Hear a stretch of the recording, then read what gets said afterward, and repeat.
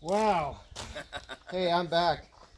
Chris Sawyer once again with the great. Did you have fun way up there? Brian Graham, the winemaker. Did you have fun way at the top? I did. Thank you, my friend. Yeah. It was worth climbing that hill. This is a steep hill behind us. It doesn't look like it on the camera, but man, it's a little steep. And I had to get a few selfies and things like that, but let's not go there right now. It was worth it. It was worth it. Always is. So, we were just talking about these amazing little plantings down here.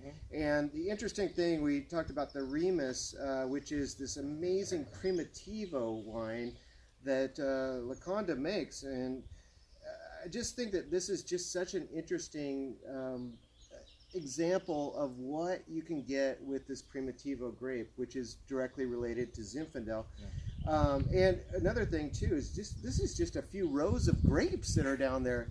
You know, how many rows is this one? We literally call it 12 rows Kenwood. That's literally the name of those rows. We do 10 rows Kenwood, which is the Romulus, which we're going to talk about in a minute, and then we do 12 rows Kenwood, which is the Remus, which is Primativo. That's great. Yeah. So here we go into the Romulus. So once again, this is the Petite Sirah. So Petite Sirah, or as this clone of Petite Sirah is called, is the original Durif clone. So Durif was the gentleman who developed this grape and then brought it over from the old world. And the interesting thing is, you don't really see Durif used here in the United States. You know where you see it?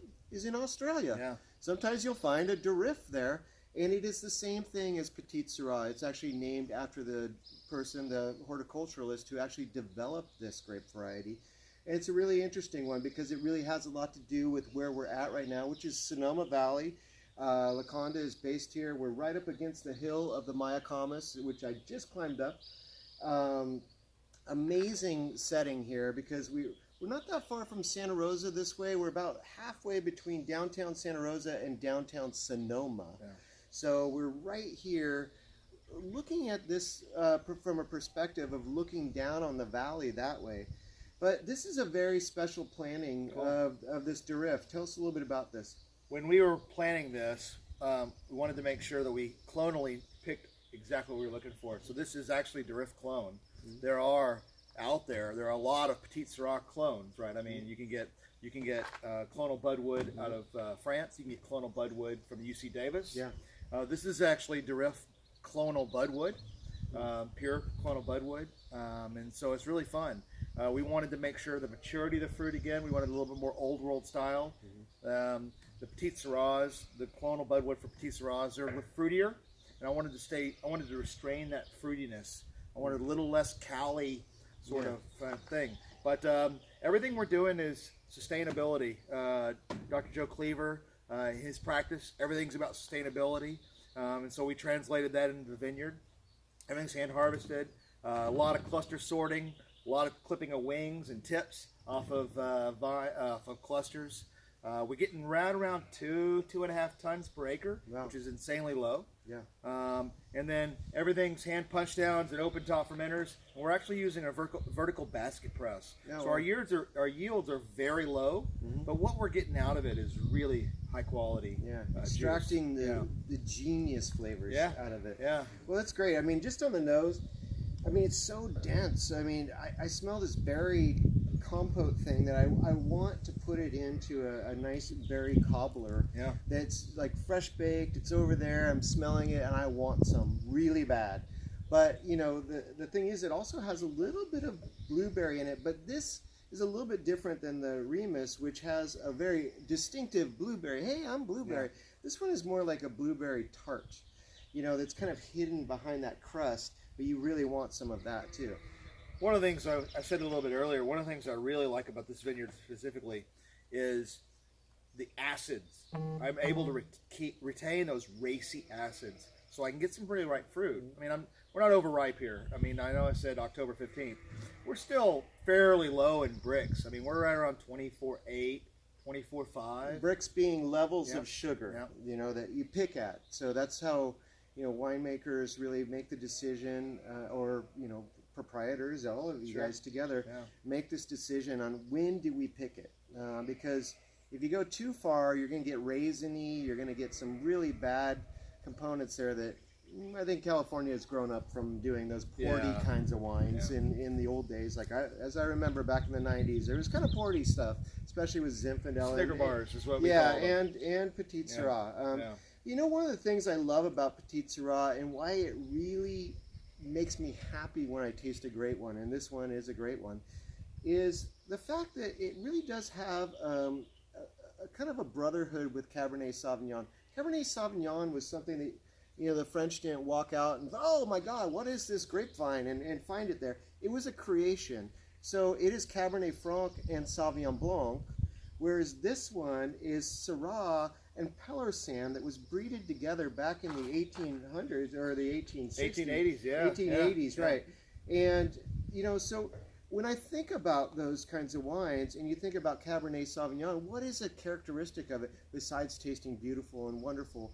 It's also age-worthy, and that's what I really like about this wine is the way that you not only got the flavors out of here and extracted that amazing flavor of what Petite Sirah, or in this case the Durif clone, should taste like, but also the amazing ability for this wine to not only taste good now, but to, hey man, this might be pretty damn good in 15 years when we put it in the cellar. So these are the kinds of things that we think about a lot, and it's a discussed comment, you know, over in Napa Valley too. If you go to St. Helena, I mean, I'll tell you one thing: St. Helena, Dry Creek Valley, and a few other places in California are the places to find Petite Sirah. This is one of those sources, you know, which is right here in Sonoma Valley. Very interesting. Well, one of the things. Well, thank you. One of the things we wanted to do when we were talking about a stylistic approach, which is sort of what you want to build your model off of. Obviously, we had the fruit, but we really wanted to hone in on that Italian theme. What do you do when you're in Italy and when you're in France and in Germany? Is you go down in the cellars, you go down to the mucky old rooms. I mean, I never will forget going in the Rheingau and having insanely old Rieslings, and they were just drinking beautifully. And so that was one of the things we really wanted to do, is we wanted to create age-worthy wines. We don't make a lot of wine, but we wanted our consumers to be able to pop the bottles away, forget about them, and pull them out, you know, 10, 15 years later and just really love the wines and them just mature and age correctly. So real hands-off approach in the vineyard and in the winery. Very low oxygen management and just really fun wines. Absolutely. And they're also very food-friendly wines, and so you brought out an amazing display of cheese here, and I can't go very much further without eating some of it. So, you know, you've got some great cheeses. Tell me about this lineup of 3 right here. Well, we got, you know, almonds and a little bit of bread and crackers. We've got honey, quince, some fig jam in the middle, and some cherry compote. But then I put on my favorite cheeses, Petite Basque. My favorite, extremely aged, about 20-year Parmesan. We've got some aged Gouda in the middle, and then some aged cheddar on the end. And on this end, I put some aged salami and some prosciutto. Wow. Well, I say we try one of these. I'm gonna do the Basque and kind of put a little bit of the. I think I'll put the cherry compote works really well with this wine. Put a little bit of that on there. You know, this is the reason that wine country is a great place to be. Is that, you know, we all learn our lessons from the old world and we apply them here. And I think that this winery, Locanda, is really one of those special ones that really loves, you know, Italian and you know, French cheeses as well as French wines. So we have these kinds of things that really kind of go together.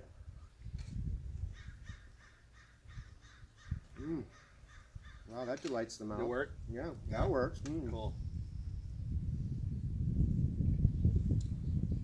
Fabulous pairing. Thank you. You know, and you've got some prosciutto over here, so let's try that. A little taste of that. Lightly toasted because we are in Sonoma Valley, and it does get a little bit warm here. It does, yeah. But I like the saltiness of that. Yeah. The Macola almonds go really well. They cleanse the palate real nice. So just, you know, wanted to put something together. over hanging out in the vineyard. I appreciate that, my brother. Cheers, brother. Pretty cool. Well, I really, I think we've got a little nibbling to do, but Yep. you did say that we could taste a little bit more, didn't you? Yeah, I have a new lineup for you. Okay, well, Yeah. cool. Well, let's. I'm gonna run and check on a few things, Cool. and I'll be right back because I know you got to get the wines for us to have some fun. So let's do this. Sounds great. Cheers. Do it.